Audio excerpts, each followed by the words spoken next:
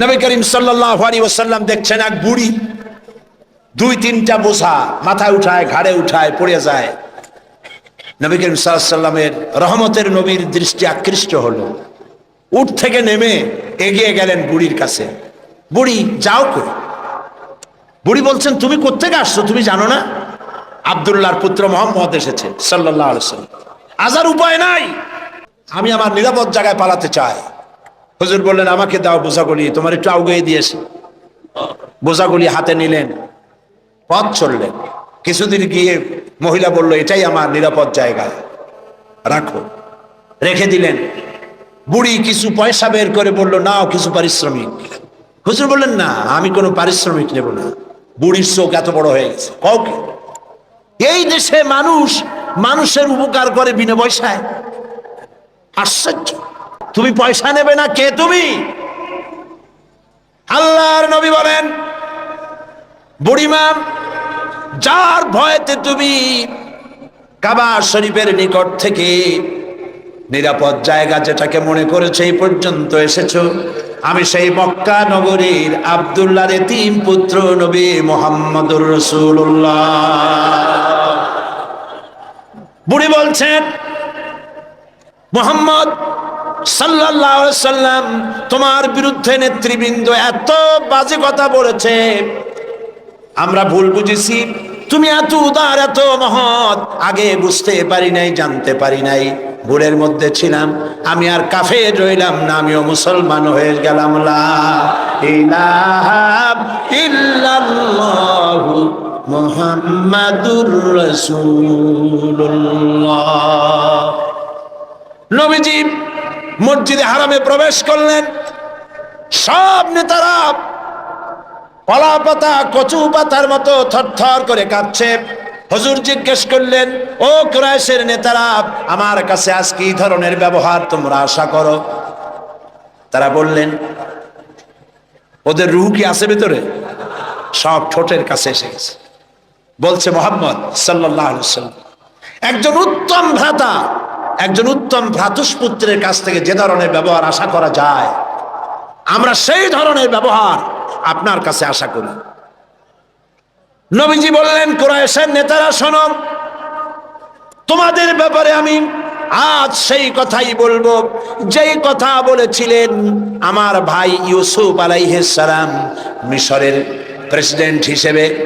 তিনি সিংহাসনে বসা, তার সামনে তার ভাইরা যখন তাকে না চিনে, তার কাছে যখন এসেছে খাদ্য খাবার নেওয়ার জন্যে, উনি তো ভাইগুলোকে চিনে ফেলেছিলেন।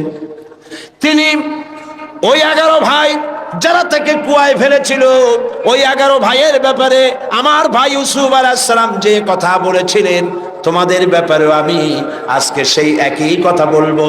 লা তাসরিবা আলাইকুমুল ইয়াউম, আজ তোমাদের বিরুদ্ধে আমার কোনো অভিযোগ নাই, তোমাদের বিরুদ্ধে আমার কোনো বিদ্বেষ নাই, তোমাদের বিরুদ্ধে আমার কোনো প্রতিহিংসা নাই। সবাইকে মাফ করে দিলাম। আবু সুফিয়ানকে মাফ করে দিলাম। আবু সুফিয়ানের বাড়ি যারা আশ্রয় নেবে তাদেরকেও নিরাপত্তা দিলাম। সুবহানাল্লাহ। রাহমাতুল লিল আলামিন কাকে বলে? জনাবে মুহাম্মদ রাসূলুল্লাহ সাল্লাল্লাহু আলাইহি ওয়াসাল্লাম মক্কা দখল করলেন। তিনি যে যতগুলি যুদ্ধ করেছেন, কোন যুদ্ধই অফেন্সিভ ছিল না, সবগুলি ছিল ডিফেন্সিভ। যুদ্ধগুলো কি ছিল? আত্মরক্ষামূলক যুদ্ধ ছিল। তিনি আক্রমণ করেন নাই, আক্রান্ত হয়ে জবাব দিয়েছেন। তরবারি দিয়ে ইসলাম প্রচার হয় নাই, তরবারি দিয়ে ইসলাম প্রচার হয় না, ইসলাম প্রচার হয়েছে উদারতার ভালোবাসা দিয়ে। সেজন্য বলতেছিলাম, নবী করিম সাল্লাল্লাহু আলাইহি সাল্লামের যত যুদ্ধ হয়েছে, কোন যুদ্ধ আক্রমণকারী তিনি ছিলেন না, আক্রান্ত হয়ে জবাব দিয়েছেন। এবং সমস্ত যুদ্ধে মুসলমান ছিল কম, কাফের ছিল বেশি। জয় যুদ্ধ হয়েছে কারা? বলেন না কারা? মুসলমানেরা। আল্লাহ মুসলমানদেরকে বিজয় দান করেছেন সর্বত্র, বদরে, ওহদে, সব জায়গায়। আবারও করবেন ইনশাআল্লাহ। फिजाए बदरे पैदा कुन फरिश्ते तेरी नुसरत को उतर सकते गर्दों से कतर अंदर कतर अब भी। বদরের মুসলমানদের মতো ঈমান যদি তোমাদের তৈরি হয়, আজও আকাশ থেকে কাতারে কাতারে ফেরেশতা আল্লাহ রাব্বুল আলামিন তোমাদের জন্য নাজিল করে দিতে পারে।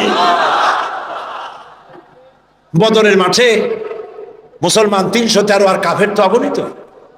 সেইখানে একজন মুসলমান দাঁড়িয়ে বলছেন, ইয়া রাসূলুল্লাহ, আমার কোনো অস্ত্র নাই, ইসলামের প্রথম জিহাদ আমি কি নিয়ে যাব, একটা অস্ত্র দেন। হুজুর বললেন, আমার কাছে কোনো হাতিয়ার নাই। সাহাবী বললেন, হুজুর যা পারেন আপনার হাত দিয়া উঠাই আমার হাতে দেন। রাসূলুল্লাহ একটা শুকনা খেজুরের ডাল পাইলেন, শুকনা খেজুরের ডালটা তুলে নিজ হাতে সাহাবীর হাতে দিলেন। সাহাবী বলেন, রাসূলের দেওয়া শুকনা ডাল নিয়ে হাজার কাফেরদের ভিড়ের মধ্যে ঝাঁপিয়ে পড়লাম। রাসূলের দেওয়া শুকনা খেজুরের ডাল দিয়ে যখন আঘাত করলাম, ধারালো তরবারি দিয়ে আঘাত করলে যেমন অবস্থা হয় শুকনা ডালের আঘাতে কাফেরদের কলবে।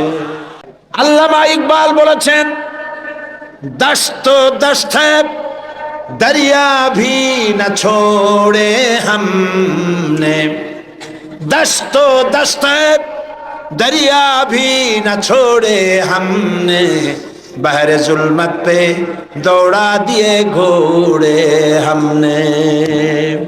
প্রান্তর প্রান্তর শ্রাবণের উত্তাল তরঙ্গমালার উপর দিয়ে টাইগ্রিসের বুক ঝাঁপায়া অশ্ববাহিনী সাথে করে নিয়ে আমরা দরিয়া পাড়ি দিয়ে দরিয়ার উপরে আফ্রিকার ভূখণ্ডে গিয়ে ইসলামের পতাকা উড্ডীন করেছি। সেই মুসলমান আমরা।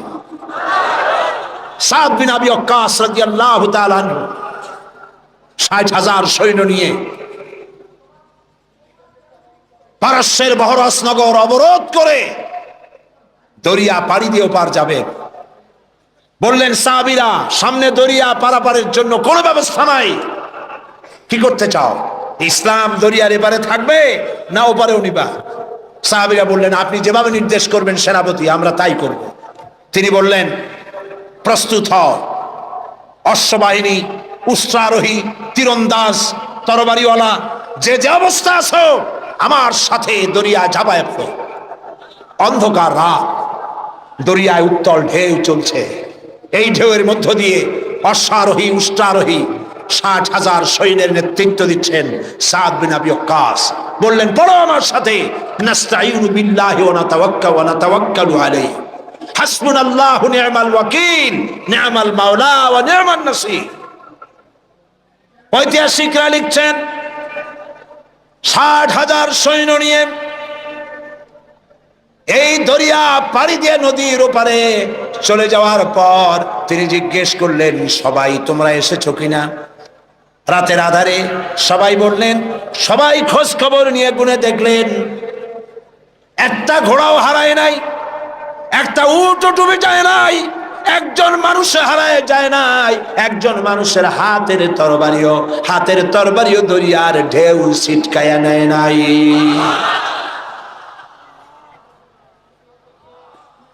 আফ্রিকার গভর্নর বুঝতে পেরেছে মুসলমানরা ঢুকেছে। সে তার সেনাপতিকে বলল, এই মুসলমানগুলির জায়গা করে দাও জঙ্গলের কাছে। জঙ্গলের ভিতরে যে সমস্ত হিংস্র প্রাণী আছে ওরাই খাইয়া শেষ করে দেবে, রাতের বেলায় যুদ্ধ করা লাগবে না, তাদেরকে ওখানে থাকতে দেওয়া হলো। হযরত সাদ বললেন, একটা মঞ্চ বানাও সাহাবীরা। একটা মস্ত মঞ্চ বানানো হলো। ইতিহাস শুনুন মুসলমান, আপনার জীবনের গৌরব উজ্জ্বল ইতিহাস মুসলমানরা ভুলে গেছে, যুবকরা ভুলে গেছে। আজকের যুবকরা চিন্তা করেছে তারা সূর্য সেনের উত্তরসূরি। আজকের যুবকরা মনে করছে তারা রবীন্দ্রনাথের উত্তরসূরি। ও মুসলমান, সূর্য সেনের উত্তরসূরি তোমরা নও, তোমরা শহীদ তিতুমীর উত্তরসূরি, শাহজালালের উত্তরসূরি, খান জাহানের উত্তরসূরি, খালিদ বিন ওয়ালিদের উত্তরসূরি। মঞ্চের উপরে উঠে দাঁড়ালেন, মঞ্চ নির্মিত হয়ে গেল। হযরতে সাদ মঞ্চের উপরে দাঁড়িয়ে জঙ্গলের দিকে তাকিয়ে বললেন, লক্ষ্য করুন, মঞ্চের উপরে দাঁড়িয়ে হযরতে সাদ বললেন, ইয়া আইয়াতুল হাসারাত ওয়াস সিবা নাহনু আসহাবু রাসূলুল্লাহ সাল্লাল্লাহু আলাইহি ওয়াসাল্লাম ফারজিউ ফাইন্না নাজিলুন ফামান ওয়াজাদনা বাদাহু কাতালনাহু। ও জঙ্গলের হিংস্র প্রাণীরা, শুনে রাখো, আমরা আল্লাহর নবী রাসূলুল্লাহর সাহাবী, এই এলাকায় ইসলাম প্রচারের জন্য এই এলাকায় এসেছি, আমরা এখানে রাত কাটাতে চাই। সুতরাং তোমরা যারা এই জঙ্গলের ভিতরে হিংস্র প্রাণী আছো, আমাদের নিরাপত্তার কারণে এই এলাকা ছেড়ে অন্যত্র চলে যাও। আমার এই ঘোষণার পরে যদি কোনো হিংস্র প্রাণী আমাদের সামনে পড়ে যায়, তরবারি দিয়ে ফয়সালা করা হবে। কাফেরেরা চিন্তা করলো, পাগলেরা কয় কি, মঞ্চ বানাইয়া বাঘ সিংহরে ওয়াজ করতেছে, একটা কথা হইল। কাফেরেরা দেখলো হযরতে সাদের বক্তৃতার পরে মানুষের চক্ষু বিস্ফারিত করে জঙ্গলের ভিতর থেকে সিংহের লাইনে সিংহ, বাঘের লাইনে বাঘ, সাপের লাইনে সাপ, যার যার আন্ডা বাচ্চা মুখে নিয়ে লাইন করে জায়গা ত্যাগ করে চলে গেল। সেই মুসলমান আমরা, আবার সেই দিন ফিরে আসতে পারে, ফিরে আসবে ইনশাআল্লাহ। বলি ইনশাআল্লাহ। মুসলমান জীবন দিতে জানে, মুসলমান তাদের ঈমান নষ্ট করতে পারবে না। আমরা আর কিছু পারবো না, এদেশে বসে দোয়া তো করতে পারবো না, তাও পারবো না কেন? দুদায়েব, চেচনিয়ার প্রেসিডেন্ট দুদায়েব, তিনি রাশিয়ার আক্রমণে যখন চেচনিয়া তছনছ হয়ে যাচ্ছিল, তখন তিনি একটা নিউজ ইন্টারনেটে পাঠিয়েছিলেন। দৈনিক ইনকিলাব পত্রিকায় সেই খবরটা ছাপা হয়েছিল। তিনি বলেছিলেন, ও পৃথিবীর মুসলমানেরা, রাশিয়া আমাদের মারতেছে, আমাদের খাবার নাই, পরার নাই, প্রতিদিন আমরা মরছি। তোমরা আমাদেরকে খাবার দিলে না, আমাদেরকে অস্ত্র দিলে না, আমাদেরকে টাকা দিলে না, আমাদেরকে কিচ্ছু দিলে না, আমাদের পক্ষে কথাও বললে না। ও পৃথিবীর মুসলমানেরা, আচ্ছা এইটুকুনও কি করতে পারো না যে গভীর রাত্রে 2 রাকাত তাহাজ্জুদের নামাজ পড়ে আল্লাহর কাছে 2টি হাত উঁচু করে এ কথাও কি বলতে পারো না যে আল্লাহ, ও আল্লাহ, তুমি তো সেই আল্লাহ যে বদরের মাঠে ফেরেশতা দিয়া সাহায্য করেছিলে, তুমি তো সেই আল্লাহ যে ফেরেশতা দিয়া ওহদে সাহায্য করেছিলে। ও আল্লাহ, তুমি দয়া করে সেই ফেরেশতাগুলি দিয়ে চেচনিয়ার মুসলমানদেরকে সাহায্য করো। ও পৃথিবীর মুসলমান, এটুকুনও কি করতে পারো না আমাদের জন্য? আজ আফগানের মুসলমানেরাও তাদের কথা, তাদের খবর ছড়ায় না। ওরা মারে, এটা ছড়ায়, কিন্তু এরা কত মারে সেইটা বলার মতো, সেইটা নিউজ দেওয়ার মতো নিউজ মিডিয়াও তাদের হাতে নাই। তাদের সাহায্য করার জন্য আল্লাহ ছাড়া কেউ নাই। এই জন্য আজ প্রাণ ভরে দোয়া করতে হবে আফগানের মুসলমানদের জন্য। আমি বাংলাদেশের এক ছোট্ট ব্যক্তি, আল্লাহর এক নগণ্য গোলাম। আমি বিশ্বাস করি, মনে প্রাণে বিশ্বাস করি, আজ হোক কাল হোক, কাবা শরীফ ভাঙতে এসে আব্রাহার যে দশা করেছিলেন আল্লাহ, আফগানিস্তানের বুকে বুশের সেই দশা আল্লাহ করে দিবেন। বুশ হবে ইতিহাসের শেষ আব্রাহা ইনশাআল্লাহ।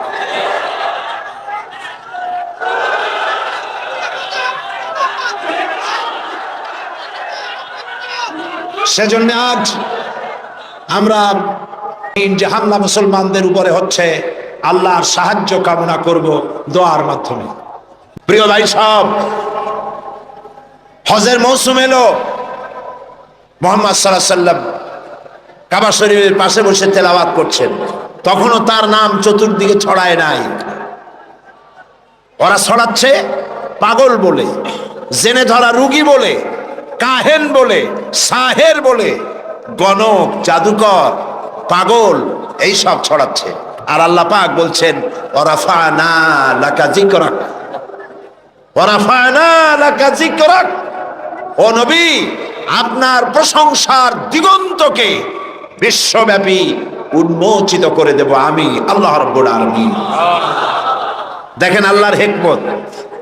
নবীর নাম, তখন তো রেডিও নাই, ওই যুগটা চিন্তা করেন, রেডিও নাই, টেলিভিশন নাই, পত্রপত্রিকা নাই, ক্যাসেট নাই, ভিসিডি নাই, সিডি নাই, ভিডিও নাই। এক জায়গার খবর আর এক জায়গায় পৌঁছতে বহুদিন লেগে যায়। আল্লাহর কুদরত দেখুন প্রচারের। হজের মৌসুমে সিরিয়া থেকে, ওমান থেকে, ইয়েমেন থেকে, বাহরাইন থেকে, কুয়েত থেকে, চতুর্দিক থেকে লোকেরা এসেছে হজের মৌসুমে। মুহাম্মদ সাল্লাল্লাহু আলাইহি ওয়াসাল্লাম তেলাওয়াত করছেন কাবার পাশে বসে।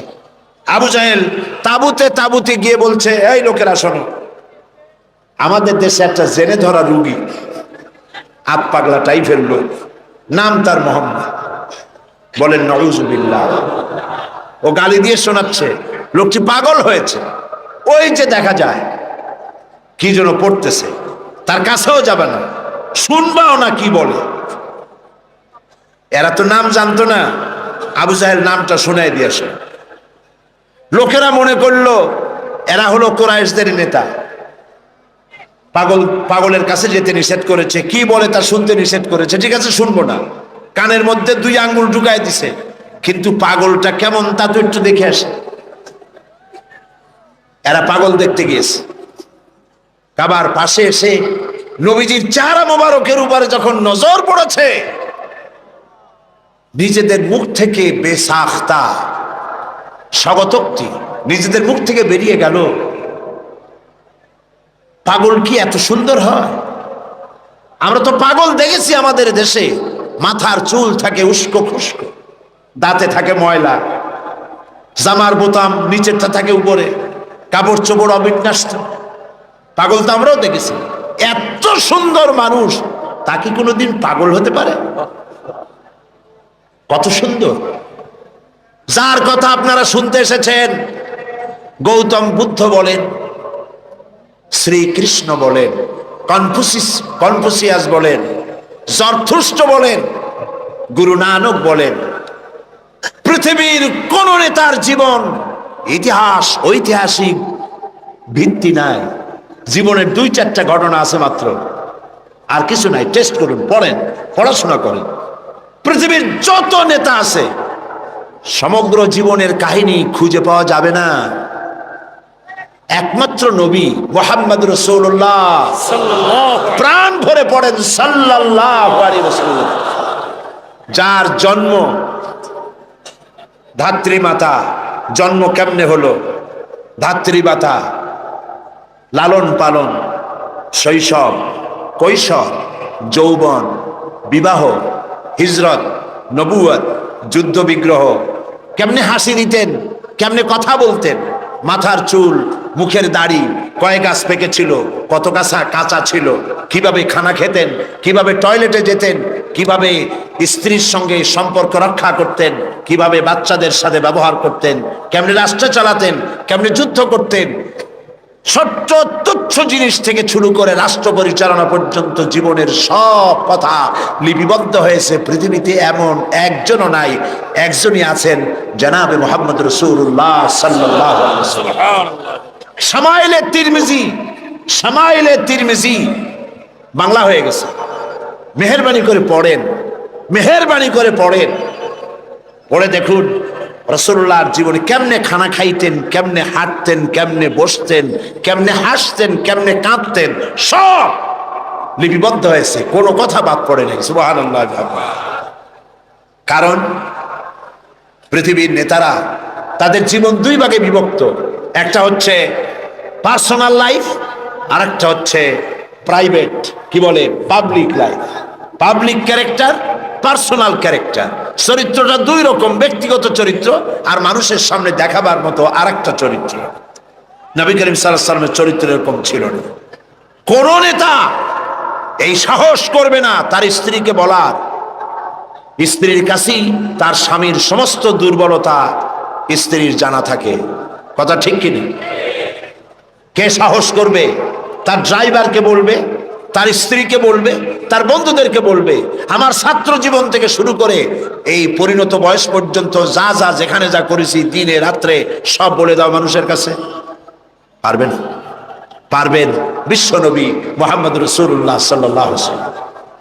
আল্লাহর নবী সাহাবায়ে কিরামদের বলেছেন, ও আমার সাহাবীরা, দিনের আলোতে আমার ভিতরে যে আচরণ তোমরা দেখতে পাও, রাতের আধারে আমার ভিতরে যে আচরণ তোমরা দেখতে পাও, ও আমার স্ত্রীরা, রাতের আধারে কপাট বদ্ধ রুমের ভিতরে আমার যে আচরণ দেখতে পাও, বদ্ধ দরজার বাইরে দিনের বেলায় রাতের বেলায় যে আচরণ আমার দেখতে পাও, যে চাল চলন দেখতে পাও, সব কিছু খুলে খুলে মানুষের সামনে বলে দাও। এরকম আসতে কইলেন সুবহানাল্লাহ। এই হলেন বিশ্বনবী, এই হলেন বিশ্বনবী। ফাইনা তাযহাবুন, ও মুসলমানেরা, আসল নেতা থুইয়া কোন নেতার পিছনে দৌড়াও? হায় রে কপাল পোড়া মুসলমান, তোমার নেতা আমার নেতা সাতামাতা সাতামাতা এইসব মাইনসে কয়। তোমার নেতা আমার নেতা বিশ্বনবী মুস্তাফা সাল্লাল্লাহু আলাইহি ওয়াসাল্লাম। চিল্লায় বলো, তোমার নেতা আমার নেতা কে?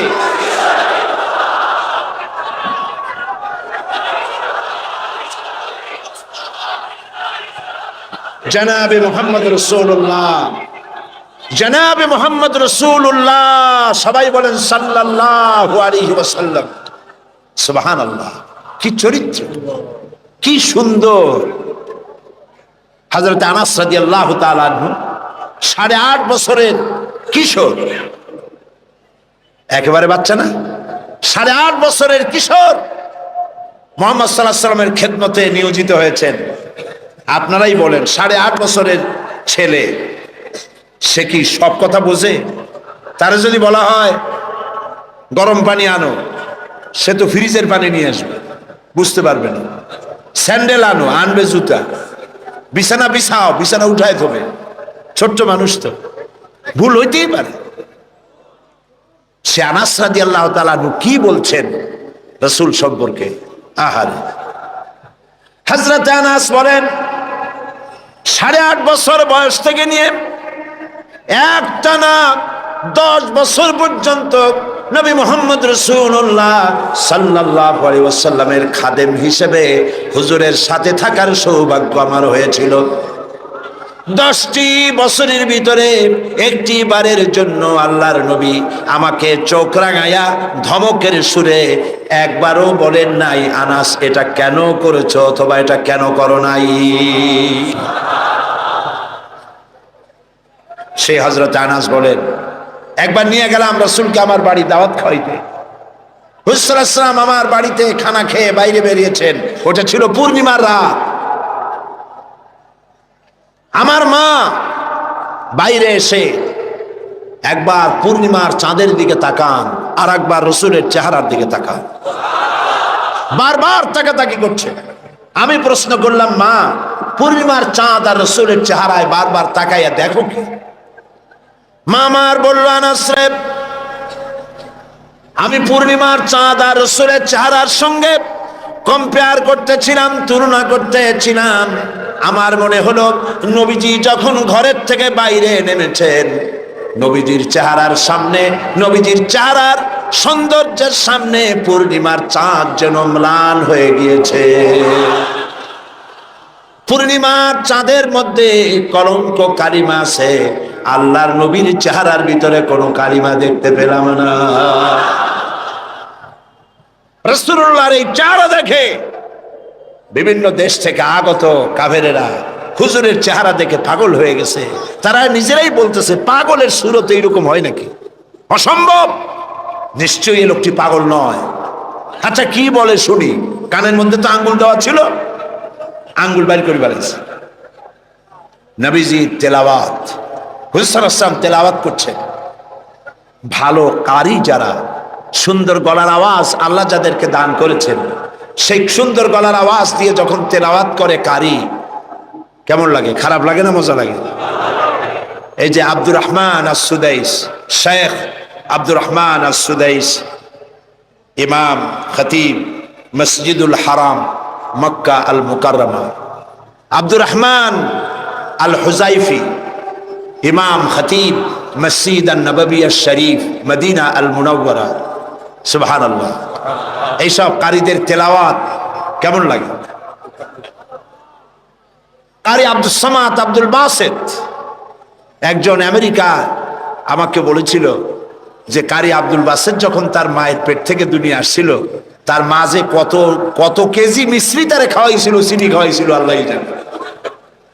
সুবহানাল্লাহ। সাধারণ মানুষের তেলাওয়াত শুনলে চোখ দিয়ে অর্থ বোঝে না, চোখ দিয়ে পানি পড়তে থাকে। কোরআনের প্রতি যাদের মহব্বত আছে অর্থ বোঝে না, চোখ দিয়ে পানি পড়ে।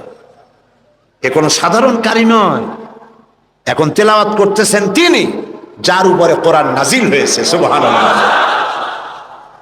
আল্লাহর নবীর তেলাওয়াত কাফেরদের কানের মধ্য দিয়া কলিজার ভিতরে প্রবেশ করা শুরু করে দিয়েছে।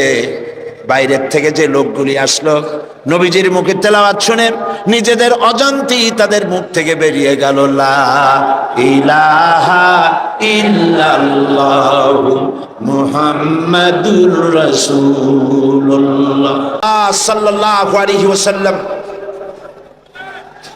তার সম্পর্কে সূরা নাহলের মধ্যে আল্লাহ পাক বলেছেন, নবুয়ত রিসালাত সম্পর্কে আল্লাহ পাক কথাটা এভাবে বলেছেন, وعلى الله قصد السبيل ومنها جائر ولو شاء لهداكم أجمعين। আর সোজা রাস্তা বলে দেওয়ার দায়িত্ব আমার, যেখানে রয়েছে অসংখ্য বাঁকা পথ, আর আমি ইচ্ছে করলে গোটা পৃথিবীর সমস্ত মানব মণ্ডলীকে হেদায়েত করে দিতে পারতাম। সোজা রাস্তা বলে দেওয়ার দায়িত্ব আমার। সেই সোজা রাস্তা বলে দেওয়ার দায়িত্ব আল্লাহ নিজে গ্রহণ করে নবীদের পাঠিয়েছেন। এজন্য পৃথিবীর সর্বশ্রেষ্ঠ মানুষ হলেন আল্লাহর নবীরা। বলুন তো সর্বশ্রেষ্ঠ মানুষ কারা? যাদের কোনো ভুল নাই, ত্রুটি নাই।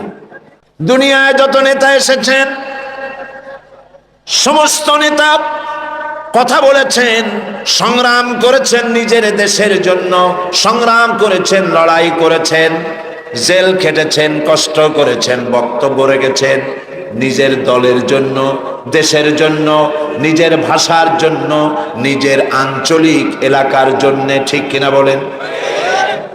পৃথিবীর যে কোনো দেশের নেতা এই চরিত্রে, প্রত্যেকটি নেতা, পৃথিবীর যে কোনো নেতার নাম আপনি বলবেন, সব নেতা নিজের অঞ্চল, নিজের ভাষা, নিজের মানুষ, নিজের দল, এই জন্যই কথা বলেছে সারা দুনিয়ায়। বিশ্ব মানবতার জন্য কথা বলেছেন, নারীর জন্য, সাদা মানুষের জন্য, কালো মানুষের জন্য, নির্যাতিত মানবতার জন্য, শ্রমিকের জন্য, কৃষকের জন্য, বিশ্বব্যাপী সমস্ত মানুষের অধিকারের কথা পৃথিবীতে একজনই বলেছেন, যার নাম বিশ্ব নবী, বিশ্ব নেতা, সাইয়্যিদুল মুরসালিন, আশরাফুল আম্বিয়া, মুহাম্মদুর রাসূলুল্লাহ সাল্লাল্লাহু আলাইহি ওয়াসাল্লাম। আপন চরিত্র মাধুর্য দিয়ে পৃথিবীকে তিনি জয় করেছেন। তিনি যুদ্ধ করে পৃথিবীকে জয় করেননি, যুদ্ধ করে মানুষকে পদানত করেননি। তিনি মানুষের মন জয় করেছেন, মানুষকে আকর্ষণ করেছেন অনুপম চরিত্র মাধুর্য দিয়ে। আল্লাহর নবী মুহাম্মদ রাসূলুল্লাহ, সবাই বলেন সাল্লাল্লাহু আলাইহি ওয়াসাল্লাম, তার চরিত্রের প্রতি আকৃষ্ট হয়েছেন গোটা বিশ্ব। আল্লাহ পাক নিজেই যার চরিত্রের সার্টিফিকেট দিচ্ছেন। আল্লাহ রাব্বুল আলামিন বলেন, ওয়া ইন্নাকা লাআলা খুলুকিন আযীম। নবী হে, আপনি হচ্ছেন মহান চরিত্রের অধিকারী। সুবহানাল্লাহ বলবেন না? কে দিচ্ছেন এই সার্টিফিকেট? কে দিচ্ছেন? ও নবী, আপনি মহান চরিত্রের অধিকারী। খুলুকিন আযীম। আযীম কাকে বলে? আরবিতে চওড়া জিনিসকে বোঝাবার জন্য বলা হয় আরিদ। গভীরতাকে বোঝাবার জন্য আরবিতে বলা হয় আমিক। কিন্তু যে চওড়া মাপা যায় না, কত চওড়া মাপার মতো কোনো ফিতা নাই, কত গভীর তা মাপার মতো কোনো যন্ত্র নাই। এত সীমাহীন চওড়া, সীমাহীন গভীর যে জিনিস তাকেই বলা হয় আযীম। নবী হে, আপনি এমন মহান চরিত্রের অধিকারী যা পৃথিবী কেউ মেপে কুলাতে পারবে না। সুবহানাল্লাহ। এই সার্টিফিকেট দিচ্ছেন আল্লাহ রব্বুল আলামিন নিজেই। পৃথিবীর মধ্যখানে আল্লাহ তাকে পাঠালেন। শৈশব, কৈশোর, যৌবন কাটালেন যে মানুষদের মধ্যে, তারা তাকে আল আমিন বলল, সত্যবাদী বলল, বিশ্বাসী বলল। জীবনে একটি মিথ্যে কথা বলেননি। আপনারা বলেন এটা কত বড় কথা, এইটা কত বড় কথা। সারা জীবনে একটি মিথ্যে কথা উচ্চারণ করেননি মুখ দিয়ে। সুবহানাল্লাহ বলবেন না? কাউকে ঠকাননি, কাউকে প্রতারণা করেননি, কাউকে নিন্দা করেননি, কাউকে গালমন্দ করেননি, পরচর্চা পরনিন্দা করেননি, কাউকে ব্যথা দেননি। সারা জীবন অন্যের ব্যথা শুনে ব্যথা মুছেছেন দুই হাতে, নিজে ব্যথা পেয়েছেন, কাউকে ব্যথা দেন নাই। বিশ্বনবী মুহাম্মদ সাল্লাল্লাহু আলাইহি ওয়াসাল্লাম। আল্লাহ পাক এই সুন্দর মানুষটিকে, এই মহান মানুষটিকে পৃথিবীতে পাঠালেন কি জন্য? আল্লাহ রাব্বুল আলামিন কোরআনে কারীমের ভিতরে পরিষ্কার করে বলেছেন, হুয়াল্লাযী আরসালা রাসূলাহু বিল হুদা ওয়া দীনিল হক লিইয়ুযহিরাহু আলাদ-দীনি কুল্লিহি ওয়ালাউ কারিহাল মুশরিকুন। আল্লাহ হচ্ছেন তিনি যিনি তার রাসূলকে দ্বীন হক, সত্যের বিধান সহকারে পৃথিবীতে পাঠিয়েছেন এই জন্যে যাতে করে তিনি সমগ্র বিশ্বের মানুষের উপরে আল্লাহর আদর্শ, আল্লাহর ইসলামকে বিজয়ী করে দেন। তাতে যদিও তাতে এ বিষয় কাফেরদের কাছে অসহনীয়, কাফেরদের কাছে তা যতই অসহনীয় হোক, আল্লাহ পাক নবীকে এজন্য পাঠিয়েছেন পৃথিবীর মানব রচিত সকল মতবাদের উপরে আল্লাহ পাকের নবী বিজয়ী করে দেবেন। কোনটাকে? ইসলাম। ইসলামকে বিজয়ী আদর্শে পরিণত করার জন্য আল্লাহ পাক তার রাসূলকে পৃথিবীর বুকে পাঠালেন। নবী করিম সাল্লাল্লাহু আলাইহি ওয়াসাল্লাম দ্বীনের দাওয়াত শুরু করেছেন। 40 বছর বয়সের সময় নবুয়ত পেলেন। उतर कर गारहरा से सूए कौम आया, उतर कर गारहरा से सूए कौम आया और एक नुस्खे किमिया सतलाया। হেরা পাহাড় থেকে নবী করিম সাল্লাল্লাহু আলাইহি ওয়াসাল্লাম নেমে আসলেন, হাতে আনলেন পরশ পাথর। সেই পরশ পাথরের নাম হচ্ছে কোরআন শরীফ। সুবহানাল্লাহ বলুন। এই পরশ পাথরের সংস্পর্শে যারাই এলো, আল্লাহ রাব্বুল আলামিন তাদেরকে সোনা, লোহাগুলিকে সোনা বানায় দিলেন, কয়লার খণ্ডগুলিকে হীরক খণ্ডে পরিণত করে দিলেন। নবী করিম সাল্লাল্লাহু আলাইহি ওয়াসাল্লাম কাবা শরীফের পাশে বসে তেলাওয়াত করছেন। আবু জাহেল, আবু লাহাবরা, যারা মুহাম্মদ সাল্লাল্লাহু আলাইহি ওয়াসাল্লামকে বলতো আল আমিন, বলতো সাদেক, বলতো, তারা এখন আর এই সম্বোধন করতে রাজি নয়। তারা বুঝতে পেরেছে তাদের আদর্শের দিন শেষ, তাদের নেতৃত্বের দিন শেষ। মুহাম্মদ সাল্লাল্লাহু আলাইহি ওয়াসাল্লাম নতুন এক আদর্শ নিয়ে এসেছেন। এই আদর্শের কাছে যেন কেউ না যেতে পারে, সেই জন্য তারা বলল মুহাম্মদ সাল্লাল্লাহু আলাইহি ওয়াসাল্লাম পাগল হয়ে গেছে। বলেন নাউজুবিল্লাহ। নবী করিম সাল্লাল্লাহু আলাইহি ওয়াসাল্লামকে পাগল বলা হলো। রাসূলকে যদি পাগল বলা হয়, আঘাত লাগে কোথায়? আল্লাহর অস্তিত্বে আঘাত লাগে। ওরা মুহাম্মদ সাল্লাল্লাহু আলাইহি ওয়াসাল্লামকে পাগল বলল, আল্লাহ পাক জবাব দিলেন। আল্লাহ রাব্বুল আলামিন কাফিরদের এই গালির জবাবে আল্লাহ পাক শোনায় দিলেন, ওয়ামা সাহিবুকুম বিমাজনুন, তোমাদের সাথী পাগল নন। তোমাদের সাথী সারা জীবন তোমরা যার সাথে ছিলে, পাগলামির কি দেখলে? আসল পাগল কারা তা খুব শীঘ্রই প্রতীয়মান হবে, সকলের সামনে স্পষ্ট হবে। এ কথা বিশ্বাস করো, বাংলাদেশের মুসলমানদের শরীরে এক বিন্দু রক্ত থাকতে শয়তানের তৈরি করা ধর্মনিরপেক্ষ মতবাদ বাংলার জমিনে কায়েম হতে দেওয়া হবে না, হবে না।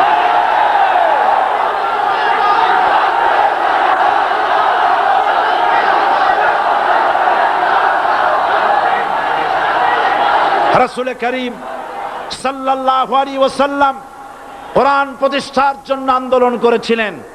আয়াতুল কুরসি আমাদের সে কথাই শিখেছে।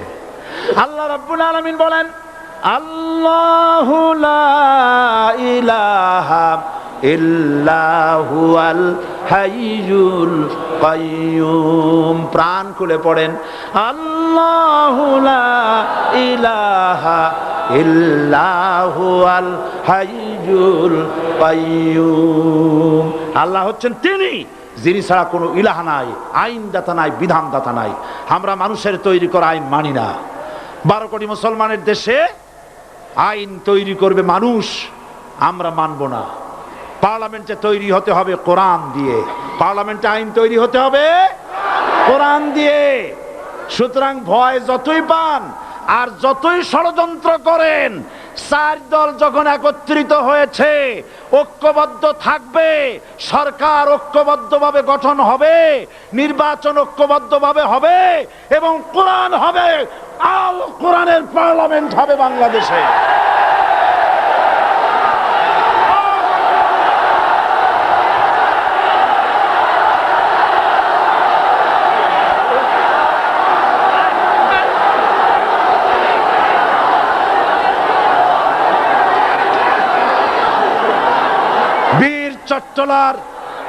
বীর চট্টলার মুসলমানেরা, বীর চট্টলার মুসলমানেরা স্বাধীনতার ঘোষণা এই চট্টগ্রাম থেকে স্বাধীনতার মহান ঘোষক প্রেসিডেন্ট জিয়াউর রহমান সাহেব দিয়েছিলেন। এই চট্টগ্রাম থেকেই ইসলামী রাষ্ট্রের ঘোষণা হবে।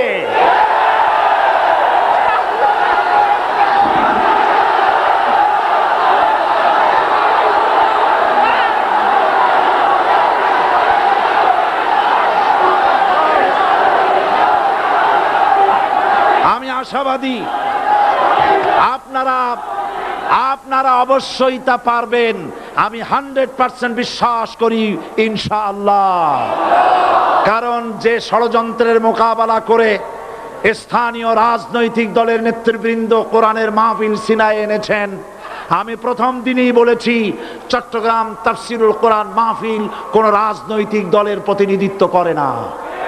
এটা কোন জামাত শিবিরের একক সম্পদ নয়, এটা চট্টগ্রামের মুসলমানদের কলিজার টুকরা তাফসিরের মাহফিল।